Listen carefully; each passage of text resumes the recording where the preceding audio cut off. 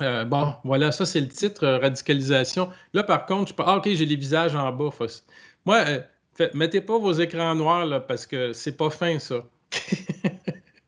Parce que vous savez ce qu'on a vécu l'année passée avec les écrans noirs. C'est super dur de parler à des écrans noirs. Fait que je veux voir tout le monde qui peut se montrer. Euh, Écoutez, c'est ça, radicalisation, sujet sensible et co-construction des savoirs. Alors ça, c'est le titre. On va passer à la diapositive suivante. Euh, En 27 avril 2015, j'ai écrit dans un média: pour contrer la radicalisation, il faut cesser de cibler systématiquement l'intégrisme musulman et éduquer le public sur les méfaits de l'intégrisme dans toutes les grandes religions du monde. Alors, pourquoi j'ai écrit ça à cette époque-là? Euh, on avait un contexte de polarisation sociale qui se développait à l'époque et c'était surtout autour des attentats. Je ne sais pas si vous vous souvenez, en 2015, c'était les attentats terroristes musulmans dont on parlait surtout. À partir de 2017, avec l'attentat à la Grande Mosquée de Québec, qui était fait par un Québécois pur laine contre des musulmans, on s'est mis à parler aussi d'extrême droite. Ben, à l'époque, en 2015, on voulait aborder ce sujet d'actualité-là dans nos classes, parler de l'intégrisme musulman puis du terrorisme. Bon, moi, je suis prof de sociaux, donc c'est nécessairement des événements qu'on essayait de comprendre. Puis, on avait des difficultés déjà à l'époque parce que, bien évidemment, on avait des étudiants musulmans. Et donc, si on parlait à ce moment-là seulement d'intégrisme musulman, ben, on avait l'impression un peu qu'on les ostracisait et ça pouvait être problématique à ce moment-là.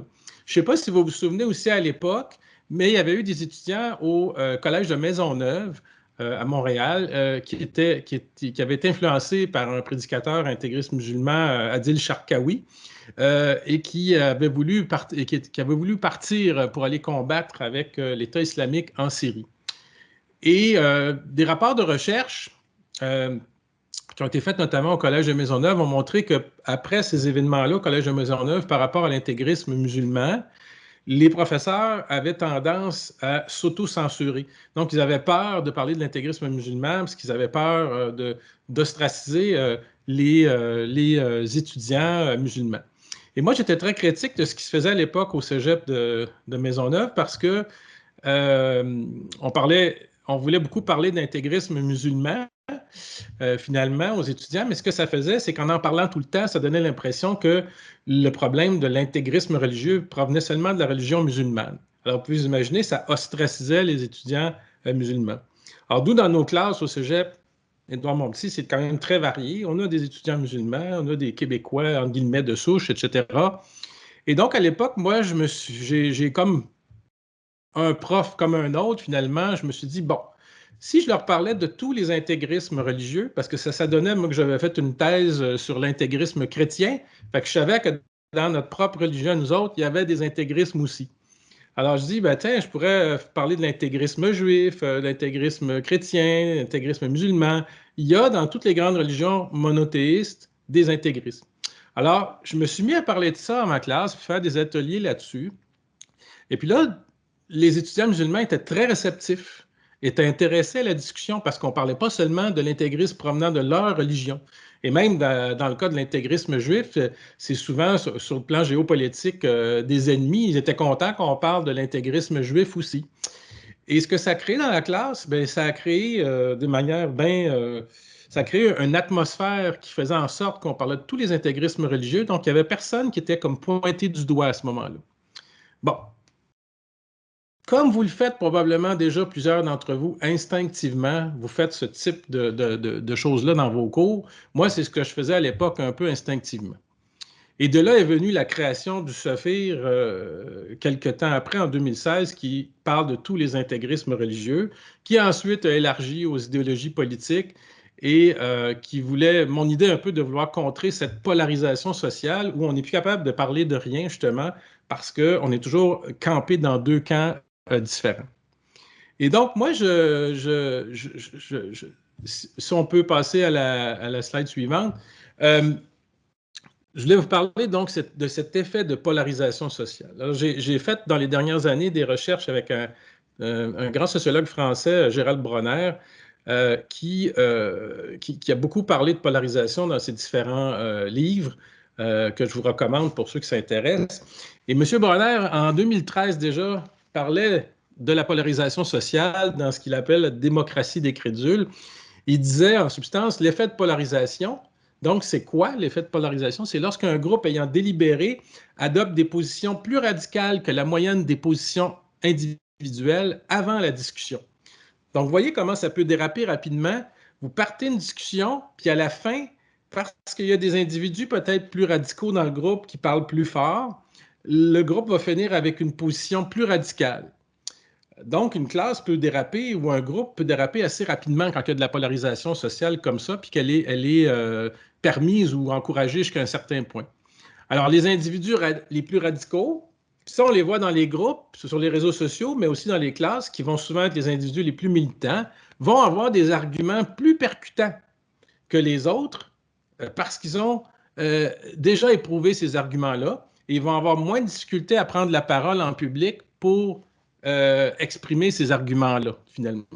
Et c'est ça qui va causer la polarisation sociale qu'on connaît en ce moment. C'est-à-dire que les gens qui vont s'exprimer ou qui vont parler le plus fort dans les réseaux sociaux, ce n'est pas nécessairement la majorité, comme on le sait, mais c'est ceux qui sont les plus extrémistes, les plus militants et qui ont déjà ce qu'on appelle des idéologies et des arguments ready-made, déjà faits, hein? Des statistiques qui sont prêtes à balancer hors contexte n'importe quand et qui peuvent, par exemple, déstabiliser même un prof, hein, parce qu'on ne sait pas tout. Les profs, ça aussi, il faut se donner à un moment donné un petit break. On ne sait pas tout dans toutes les disciplines. Et on peut être déstabilisé par des arguments qui ont été comme préparés à l'avance par des éléments, soit dans la société ou soit dans une classe, parce qu'une classe, hein, ça reflète, à mon avis, pas mal la société aussi, qui peuvent être balancés. Et donc, on vit en ce moment, les profs, comme tous les individus de notre société, dans un contexte de polarisation sociale, où les positions politiques deviennent tellement campées, tellement endurcies, qu'il est impossible d'avoir un débat, un dialogue, et encore plus, ça peut être difficile dans une classe aussi, parce que on a différentes positions dans les classes parmi les étudiants aussi. Diapositive suivante. Alors, la polarisation du marché cognitif. Alors, ce qu'on assiste en ce moment dans notre société, c'est la polarisation du marché des idées. Alors, tout le monde veut défendre des idées, tout le monde a un esprit critique, et donc, grâce aux réseaux sociaux, le droit de prendre la parole en public s'élargit à la société entière. Une partie de ce qui était auparavant des conversations privées va s'incorporer dans l'espace public. Par exemple, souvent, on a l'impression qu'il y a peut-être plus de racisme qu'avant. Il n'y en a pas nécessairement plus qu'avant du racisme. C'est juste que le racisme qui était exprimé en privé, maintenant, s'exprime plus facilement chez les individus qui sont racistes grâce aux réseaux sociaux. Donc, les groupes d'extrême droite, par exemple, que moi j'étudie depuis plusieurs années, on les connaissait avant, mais on n'était pas capable de voir leurs conversations privées, alors que maintenant on peut parce qu'ils ont des sites, ils ont des pages web où ils exposent leur vue sur le monde. Alors, la polarisation du marché des idées va entraîner donc une augmentation exponentielle de l'information disponible, ça c'est l'Internet, et dans le contexte très concurrentiel de l'Internet, des réseaux sociaux, etc., la pluralité des propositions qui sont faites à l'individu lui permettent d'éviter à moindre frais l'inconfort mental que constituent souvent les produits de la connaissance. Puis ça, c'est une notion qui est importante, puis que tous les profs on rencontre dans notre pratique. Les produits de la connaissance. Alors, ce qu'on est supposé produire, nous autres, les profs, dans nos cours, c'est de la connaissance. Hein? Ce n'est pas des photos de minous, ce n'est pas des choses nécessairement agréables. Ce n'est pas quelque chose qui nous conforte, c'est quelque chose qui va nous donner un certain inconfort mental parce que ça nous demande un effort pour comprendre. Et c'est notre rôle, un peu, les profs aussi, d'aider à ce que cet effort-là mental qui soit fait soit le plus doux possible, mais il reste qu'il ne faut pas se leurrer. On a de la grosse compétition en ce moment auprès de nos étudiants entre les produits qui sont mis sur Internet, qui sont des produits de divertissement, versus ce que nous, on produit, des produits de la connaissance. au point où certains d'entre nous, des fois, se posent la question, je devrais-tu faire du divertissement ou j'essaie de donner un côté divertissant à mes cours? Oui, ça, c'est intéressant, mais jusqu'où on peut aller à un moment donné où on tombe totalement dans le divertissement, puis c'est plus des produits de la connaissance. Alors ça, c'est une interrogation qui est fondamentale, puis c'est une interrogation auquel les profs, malheureusement, n'échappent pas parce qu'ils font partie de la société. Et on est constamment à se demander comment je peux rendre mon cours plus attrayant. Sauf que il y a des limites, moi, je trouve, à ça, à un moment donné, quand c'est rendu que tu n'es plus dans un produit de la connaissance, mais tu es dans un produit de divertissement. Mais donc, de nombreux individus, donc par anticipation face à un produit de la connaissance, vont se décourager devant un énoncé à prétention scientifique. Ils vont accepter éventuellement d'en écouter les conclusions pour mieux les oublier et pour accepter les interprétations qui sont plus accessibles. Je vais vous donner un exemple qui est très, très populaire chez les jeunes, les mimes. Alors, les mimes, c'est des petits dessins, des petites jokes, puis on va passer des messages là-dedans. Alors, ça ne demande pas un grand effort intellectuel, ça fait rigoler, mais en même temps, ben, par exemple, dans les groupes d'extrême droite que j'ai étudiés, se servent beaucoup pour passer leur idéologie raciste des mimes, justement. Et là, je me suis posé la question, est-ce que nous, les profs, on devrait utiliser des mimes aussi? Mais là, on est rendu dans un langage qui n'est plus dans le produit de la connaissance, mais qui est un petit peu... ben, je vais vous faire une comparaison. Peut-être que vous êtes comme moi, vous aimez beaucoup l'émission Infoman, en anglais, on dit de l'infotainment, c'est-à-dire un mélange d'information et de divertissement d'humour. D'ailleurs, les jeunes étudiants en général vont beaucoup s'informer dans les émissions de type Infoman, où on fait un mélange d'humour. Mais là, la question qu'on va se poser à un moment donné, c'est est-ce que nous, il faut qu'on fasse ça aussi?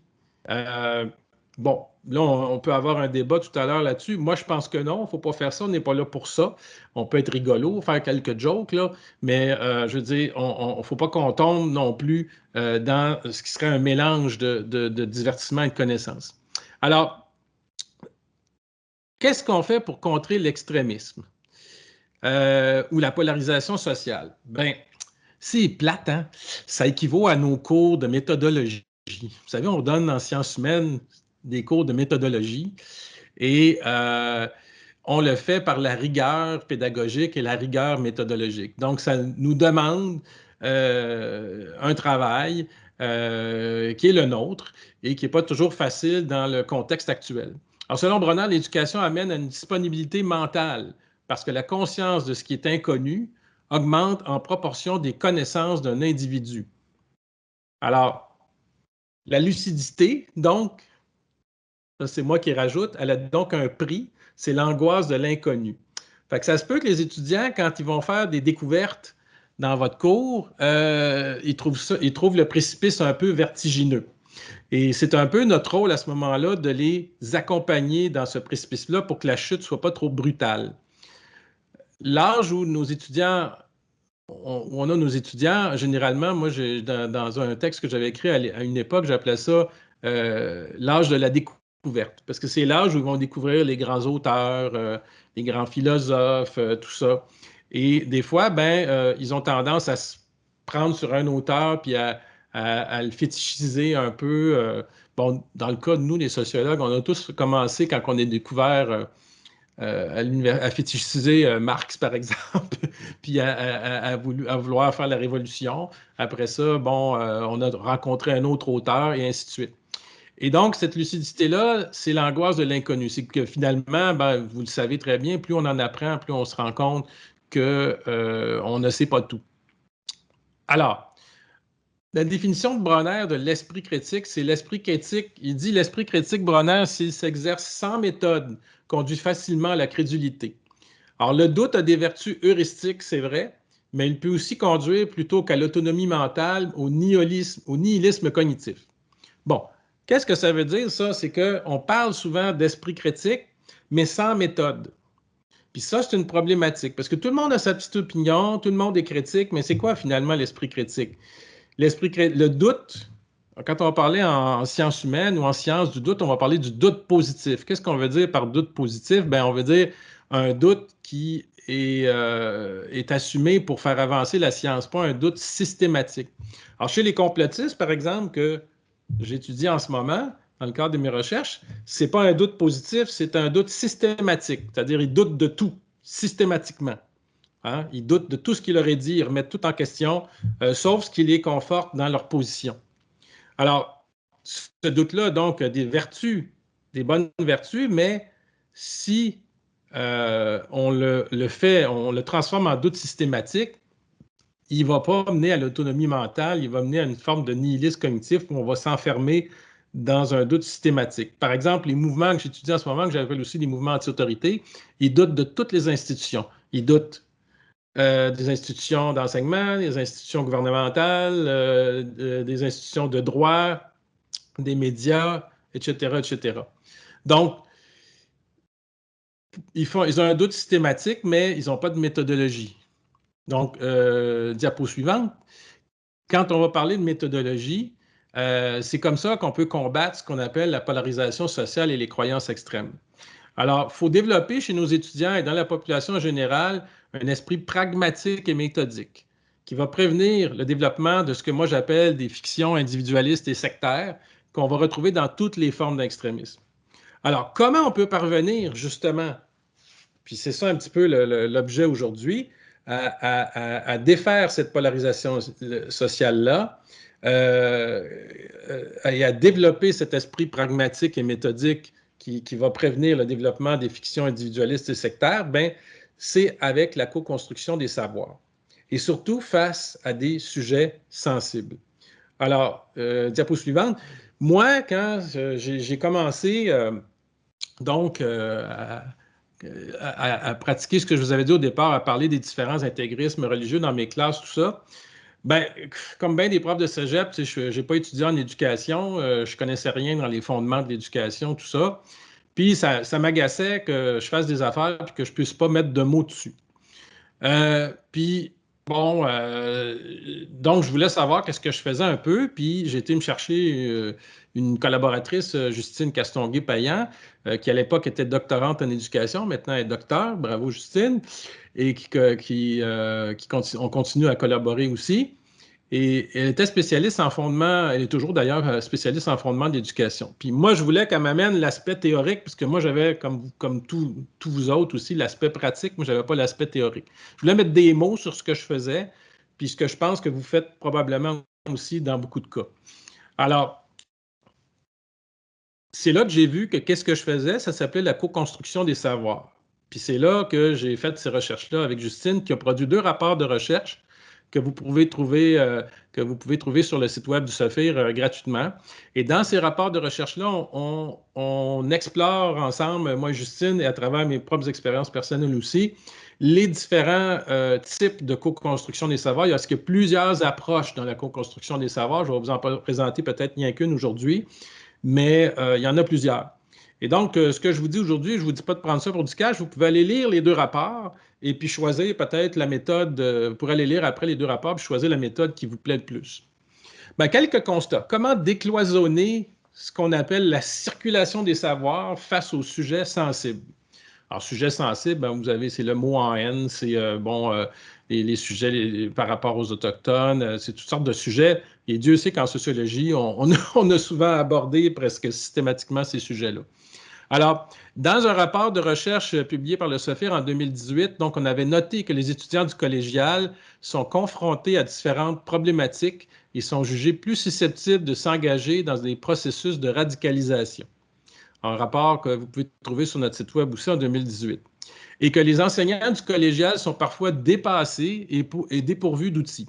C'était mon cas à l'époque quand j'ai commencé à faire ça. Et que quand on est dépassé, dépourvu d'outils, on s'entraîne une posture d'autocensure et d'évitement chez les étudiants, les enseignants et les intervenants. Et cette posture d'autocensure peut être atténuée par une approche appropriée. Parce que cette posture d'autocensure nuit à la circulation des idées et des savoirs qui pourrait aider certains jeunes à faire face à l'appel, par exemple, de la polarisation sociale ou de la radicalisation. Diapo suivante. Merci. Alors, comment on peut décloisonner la circulation des savoirs face aux sujets sensibles. Alors, ce qu'on a fait avec Justine, on a fait une recension des écrits, des différentes conceptions de sujets sensibles, radicalisation, co-construction, etc. Puis on a regardé ce qui se dit ou qui se fait sur la co-construction des savoirs collégiales. Puis là, ben, on a frappé un mur parce qu'il y avait une quasi-absence de documentation. C'est-à-dire que la notion de co-construction des savoirs, elle existe, mais il n'y a pratiquement personne qui avait fait des recherches là-dessus au collégial. D'ailleurs, ceux qui veulent s'amuser, quand je parlais tantôt de partir un prochain projet de recherche, s'il y avait quelqu'un de mes collègues qui veut se lever la main pour demander une subvention pour faire pratico-pratique une recherche sur la co-construction des savoirs dans les cégeps, ça n'a pas été fait encore, ça trouverait sûrement preneur et je pourrais vous aider. Alors, la co-construction des savoirs face aux sujets sensibles, ce qu'on appelle aussi des questions vives ou controversées. Encore là-dessus, quasi-absence de travaux. C'est bien plate, hein, parce que j'aimerais ça vous dire que j'ai trouvé bien des affaires, on n'en a pas beaucoup. Et ce qu'on a constaté, c'est un manque flagrant de connaissances sur les sujets sensibles et les possibles avenues d'intervention collégiale, ce qui ne facilite pas la circulation et la co-construction des savoirs. Écoutez, quand on a commencé à parler d'islam en 2015 ou d'intégrisme musulman en 2015 à nos cours, je peux vous dire que moi, j'avais des petites connaissances là-dessus, mais la plupart des profs, il n'y en avait pas beaucoup là, qui avaient des connaissances. Même moi, je ne connaissais pas beaucoup l'islam, je connaissais plus l'intégrisme chrétien. Donc, il a fallu que je me renseigne, tout ça. Mais quand un sujet d'actualité surgit comme ça, puis qu'on n'a pas nécessairement fait une thèse de doctorat là-dessus, et que c'est un sujet sensible, il faut faire très attention effectivement à ce qu'on dit et à ce qu'on fait. Diapo suivante. Alors, dans cette recension des écrits qu'on a regardés, puis on a regardé d'ailleurs, vous pouvez voir en bas là, tout ce qu'on a regardé, puis on a même lu le rapport de ma collègue Sylvie Laulier, qui est à la retraite maintenant, et on a noté donc plusieurs obstacles chez les étudiants. Qui nous empêchaient de décloisonner la circulation des savoirs. Par exemple, des difficultés identitaires, individuelles et sociales. Hein, ça, c'est ce que je vous parlais un peu tantôt. Je suis un étudiant musulman, puis je veux y parler d'intégrisme musulman. Comment je fais pour le faire sans qu'ils se sentent ostracisés? Ben, j'y parle d'intégrisme juif et de l'intégrisme chrétien en même temps. Ça, c'est une solution que moi, j'avais trouvée statistiquement, que ça passe mieux à ce moment-là. Ensuite, des difficultés d'intégration dans la communauté d'accueil. La langue, des valeurs, des religions qui sont différentes, hein, qui vont faire en sorte qu'il va y avoir des difficultés d'accueil. Moi, j'ai déjà eu dans mes cours deux jumelles. J'avais une jumelle dans chaque cours et c'était des intégristes catholiques et elles étaient hyper homophobiques. Je me souviens que j'ai eu des malaises dans des classes avec ces filles-là parce qu'elles disaient un discours qu'on entend beaucoup chez les intégristes catholiques que l'homosexualité, c'est un handicap mental. Et elle disait ça, elle levait la main en classe, puis elle disait ça à pleine voix, puis tout le monde avait un gros malaise. Et ben, il a fallu un peu, à un moment donné, que je les prenne à part, que je leur dise que c'était pas approprié de dire ça en classe, qu'il y avait peut-être d'autres étudiants. Bon, vous voyez un petit peu. Hein? Alors ça, on va parler de difficulté d'intégration dans une communauté d'accueil. C'est pas la majorité des étudiants, de toute évidence, mais il y en a. Puis ce qui arrive dans le contexte de polarisation sociale, c'est qu'ils sont de plus en plus campés justement dans leur position. Alors, les difficultés relationnelles, alors difficultés familiales, toutes sortes de choses hein, qui peuvent empêcher la circulation des savoirs, des difficultés scolaires. Bon, ça, on connaît tous ça, les difficultés scolaires, des étudiants qui ont toutes sortes de difficultés. On fait face de plus en plus à ça aussi avec les étudiants en situation de handicap ou en fait de difficultés. J'oublie toujours le mot. le, en situation de handicap, y a-t-il quelqu'un qui peut m'aider, Catherine, en situation de... Je pense que c'est ça, et à besoin particulier, peut-être? À besoin particulier, oui, c'est ça que je voulais dire. Merci beaucoup. Alors, les étudiants avec besoins particuliers, donc on en a de plus en plus. Et ça, c'est tous des facteurs qui peuvent nuire à la circulation des connaissances sur les sujets sensibles. Par exemple, ben, comment on fait pour parler justement des difficultés d'apprentissage? C'était ça, je cherchais des difficultés d'apprentissage à des étudiants qui ont des difficultés d'apprentissage. Comment est-ce qu'on fait pour créer une atmosphère qui va être va être bonne pour les étudiants qui ont des difficultés d'apprentissage. Ça aussi, j'ai expérimenté ça, mais ce n'est pas de ça que je vais parler nécessairement aujourd'hui. Diapo suivante. Alors, quelles avenues il faut privilégier pour favoriser ce qu'on appelle la co-construction des savoirs? Alors, la recension des écrits relève deux pistes à approfondir pour faciliter ou stimuler la circulation et la co-construction des connaissances qui sont liées au sujet sensible. Alors, évidemment, bon, vous savez, moi, j'aime la recherche et l'éducation et la formation. Ça, c'est une avenue à privilégier. C'est ce qu'on est en train de faire d'ailleurs, puis je trouve ça le fun que vous m'ayez invité pour ça. Alors, suivant l'une ou l'autre de ces avenues, il y a plusieurs éléments à considérer. Par exemple, les conditions affectant la création, la circulation et éventuellement la transmission des savoirs. Alors, quand on parle des conditions qui affectent la création, la circulation et la transmission des savoirs, c'est ce dont je vous parle depuis tantôt. À l'extérieur de votre classe, il y a de la polarisation sociale dans la société. Quand même, vous feriez n'importe quoi, vous seriez le meilleur prof de la Terre. On est dans une période de polarisation sociale qui est accentuée en plus par une pandémie et qui fait en sorte que tu as beau être le meilleur prof de la Terre, il va y avoir des opinions tranchées dans ta classe. Donc, il faut qu'on réfléchisse à ça collectivement sur comment faire face à ce type de situation-là. Les acteurs impliqués, hein, il faut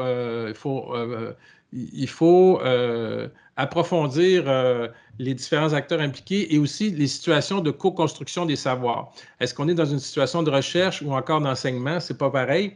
Et aussi, il faut prendre en compte des considérations éthiques et politiques et épistémologiques entrant dans la co-construction des savoirs. Bon, ce que ça veut dire, en gros, c'est qu'il y a des questions d'éthique aussi. Quand on fait de la co-construction des savoirs, qu'est-ce que ça veut dire? Je vais vous donner, essayer de vous donner une définition super réduite, là, parce que j'ai écrit comme 100 pages sur le sujet.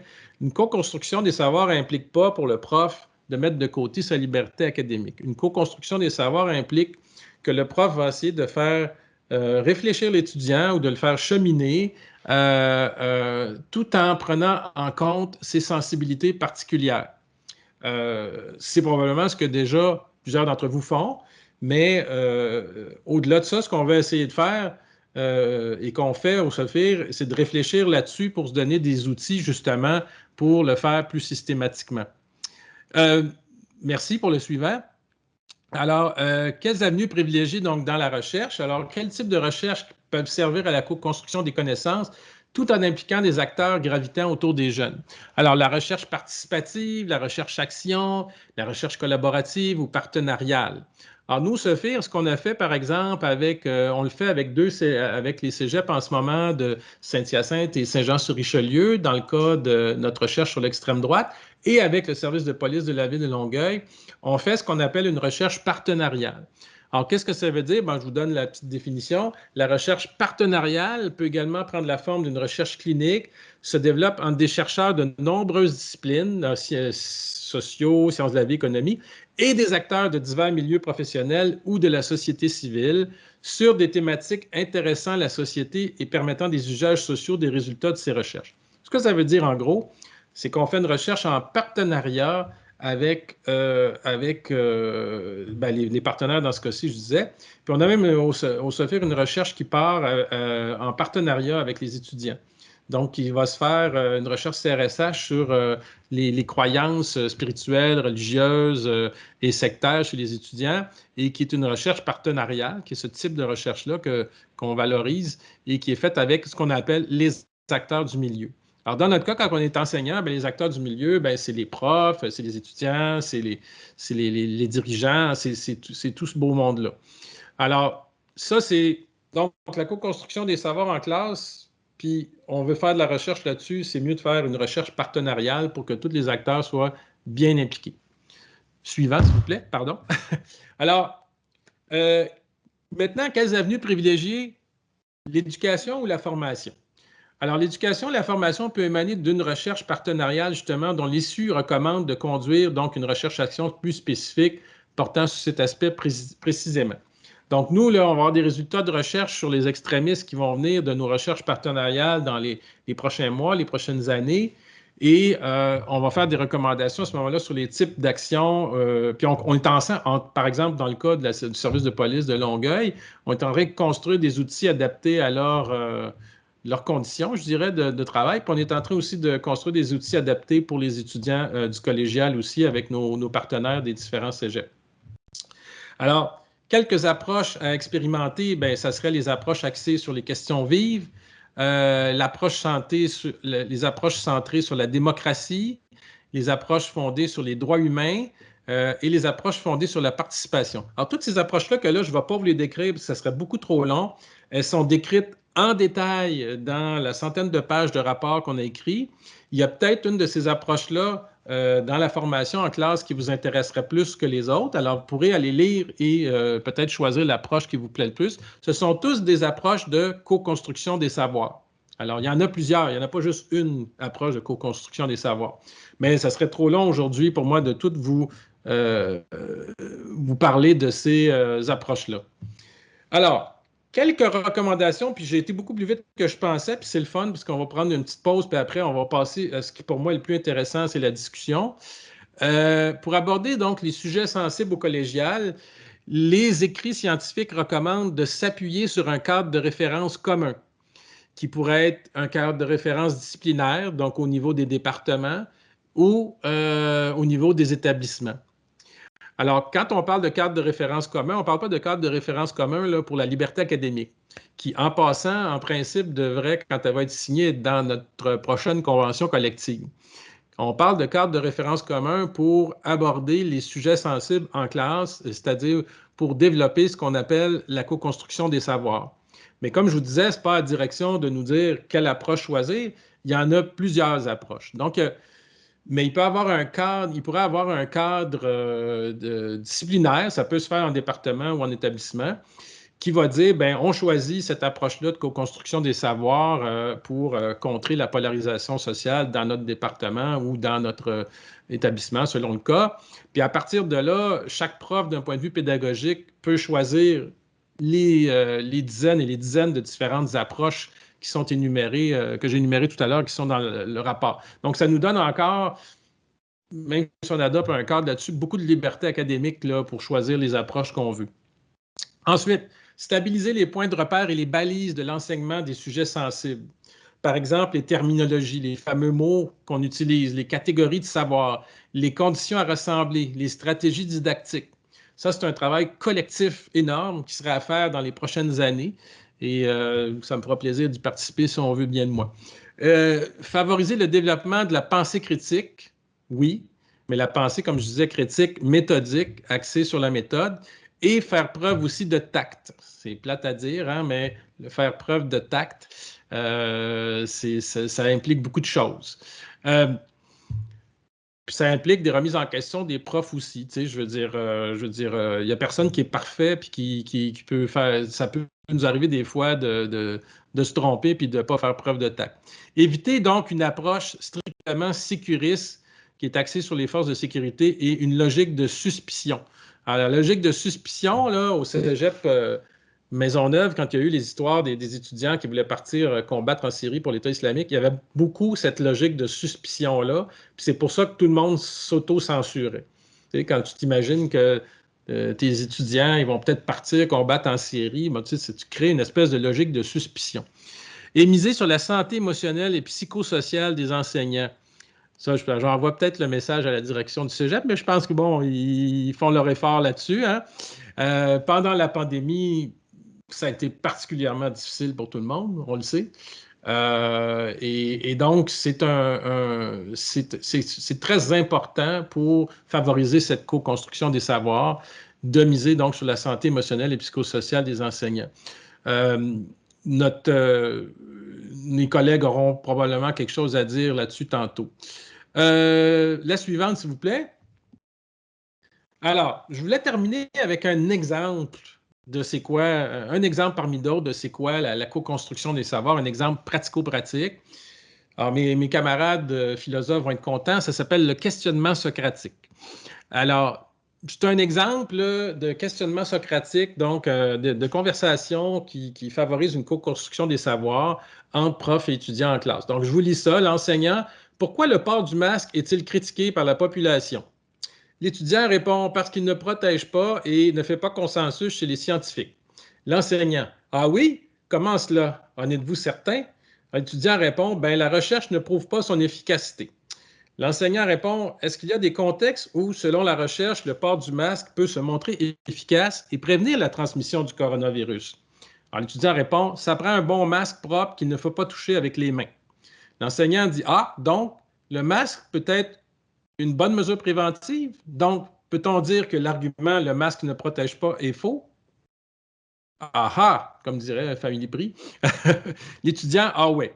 Bon, là, il pourra peut-être, s'il est conspirationniste, vous répondre que vous avez tort et patata. Ça, c'est sûr que ça peut arriver. Mais ce qu'on voit ici dans la petite conversation qu'on a et que vous faites probablement beaucoup dans beaucoup de cas instinctivement, c'est de la co-construction des savoirs. C'est qu'on essaie d'amener l'étudiant vers la réponse plutôt que de lui donner la réponse puis de lui dire, ben, t'es donc niaiseux de ne pas savoir la réponse. On l'amène vers la réponse. Le suivant, c'est inversé. On va se mettre dans la peau un peu du conspirationniste pour montrer par la démonstration du ridicule de l'affaire, amener l'étudiant à ne pas adhérer à des théories du complot. Alors, l'enseignant, j'ai lu quelque part qu'il paraît que le vaccin anti-COVID contient une puce électronique. Vous ne saviez pas ça, hein? L'étudiant, ah oui, moi aussi j'ai vu ça, il paraît que c'est faux. L'enseignant, ah oui, comment cela? Est-ce que vous êtes certain de ça? L'étudiant, bon, l'enseignant, je pose ma question autrement. Comment savez-vous qu'il n'y a pas de puce dans le vaccin? L'étudiant, ben une puce ne rentre pas dans le vaccin. L'enseignant, pas même une toute petite puce. L'étudiant, ben il faut minimalement que la puce soit très petite et ça coûterait cher à produire. L'enseignant, ah ouais, mais Bill Gates, lui, il est riche, non? Il peut payer. Il a l'air au courant de ça, d'après ce site Internet. Alors, l'enseignant montre aux étudiants un site Internet à l'orientation discutable, un site conspirationniste. L'étudiant, pour des arguments scientifiques, pour que des arguments scientifiques démentant la rumeur des puces électroniques, voire ta. Alors, l'étudiant, il amène un site du gouvernement qui est, lui, correct là-dessus. L'enseignant, trouvez-vous que cette rumeur de la puce cachée dans le vaccin peut alors être fausse ou trompeuse? L'étudiant, moi, excusez ma mauvaise imitation, mais c'est pas si pire. L'enseignant, est-ce qu'il risque d'arriver alors? Qu'est-ce qu'il risque d'arriver alors lorsqu'on propage des idées trompeuses? Vous voyez? Donc là, c'est en fait ce qu'on a fait tantôt, mais inversé. On s'est mis dans l'espèce de position d'avocat du diable et on a amené l'étudiant à réfléchir sur la propagation des idées trompeuses et de ce qu'on appelle la désinformation. On peut mettre la dernière, l'avant-dernière, oui. Alors, j'ai fait un long détour pour vous amener à quelques pistes de réflexion pour aborder les sujets sensibles, la recherche, la formation. Quel est l'axe prioritaire sur lequel concentrer les efforts? Et c'est ce qu'on pourra discuter tout à l'heure aussi, la formation, la sensibilisation, la documentation d'un phénomène. Qu'est-ce qui est visé par une telle démarche? Les étudiants, les acteurs de terrain, les enseignants? Quel en sera l'objectif principal ou les retombées anticipées? Et aussi, c'est important de considérer dans notre enseignement les considérations éthiques. Beaucoup, j'ai hâte qu'on en parle de ce sondage-là qu'on a fait tout à l'heure parce qu'il y a beaucoup de questions éthiques qui sont soulevées là-dedans. Par exemple, par rapport à ce qu'on appelle la grossophobie, toutes des choses qui ont par rapport au physique, par exemple, des étudiants, etc., etc. Ça, c'est des considérations éthiques.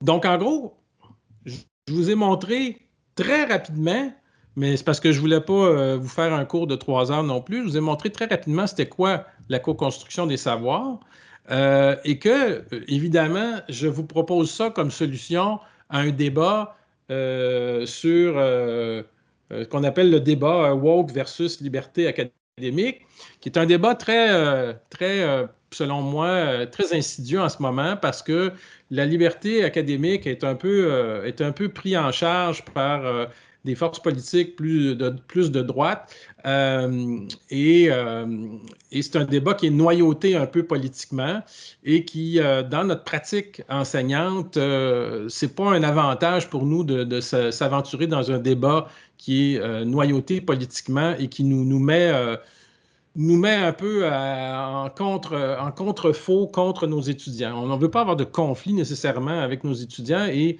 cette polarisation sociale-là, qui n'est pas dans nos classes, qui se passe à l'extérieur, mais qui se passe dans d'autres institutions, comme à l'Université d'Ottawa, comme ailleurs. Comment peut-on faire pour l'éviter? Ben, c'est en prenant en compte le vécu des étudiants, mais sans que ce vécu-là devienne une donnée comme telle en enseignement.